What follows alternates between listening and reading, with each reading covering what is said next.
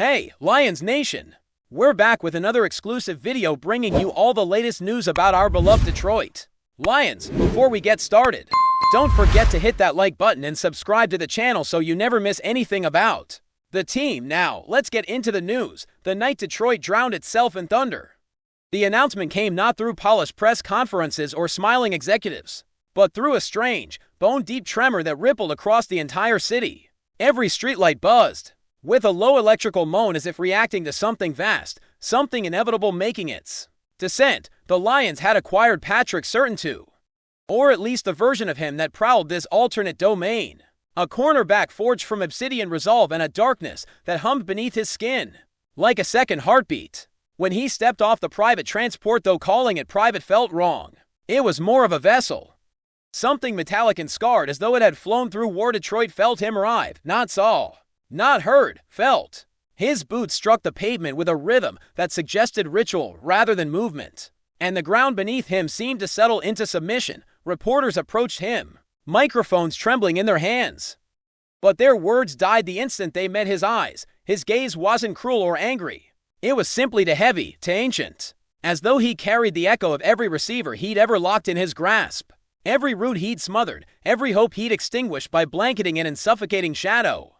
The city welcomed him with lightning that forked across the sky, illumination that seemed almost reverent. Inside the facility, players straightened unconsciously as he passed, each one sensing that something foundational had shifted. This wasn't a new signing, this was the arrival of a force, a presence capable of defining the geometry of the field through sheer will. Even Dan Campbell here, a war-scarred commander who'd built his team the way blacksmiths for Jarmer, felt the air tighten around his ribs. When Surtain entered his office, no handshake, no small talk, only an unspoken agreement carved in the space between them that Detroit's secondary, long haunted by ghosts of blown coverages and desperate lunges, now had a new sovereign.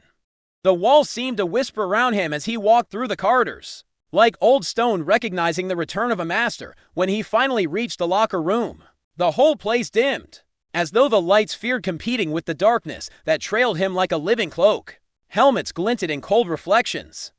Pads hung like skeletal remains on metal hooks, and his new teammates watched with a mixture of awe, curiosity, and the subtle dread that accompanies meeting a legend whose legend is carved not in praise, but in the silent ruins of opponents left gasping beneath him. Patrick Surtain stood at the center of it all, silent as a blade, patient as a predator. Detroit had not merely acquired a player, it had awakened something, and the league, whether it knew it or not, had just inherited a nightmare it would have to learn to survive. Before we move on, take a second to drop a like and subscribe. That way, you'll stay up to date with every exclusive Lions update, and you'll even have a chance to win an official Detroit Lions jersey. Let's keep going. He took the field for the first time, under a sky swollen with storm clouds, and the stadium seemed to inhale when the turf met his cleats. Practice wasn't supposed to have an audience, yet staffers and players alike found themselves drifting toward the sidelines, compelled by some magnetic pull. Surtain didn't warm up so much as stalk through his routine. His back pedal was too precise, too measured. His hips snapped like a hinge on a coffin door. His acceleration felt less like running and more like being launched by some unseen hunger. When the first receiver lined up across from him, a tall, fast, confident specimen, he didn't realize he was stepping into a realm where his usual rules didn't apply. The snap came, the route broke, and Surtain devoured the separation before it even existed.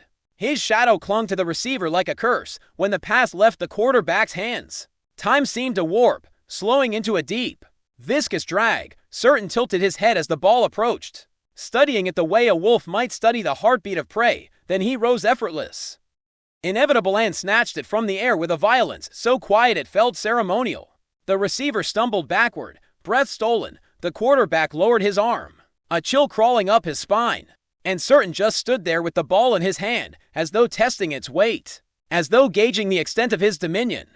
The coaches exchanged glances that bordered on fear. Detroit's defense had been rebuilt piece by piece, hardened through sweat and fury. But this felt like summoning something buried, something not entirely human. In the following drills, he erased every route, choked out every sliver of daylight, and punished every quarterback who dared test him with an interception or a pass breakup.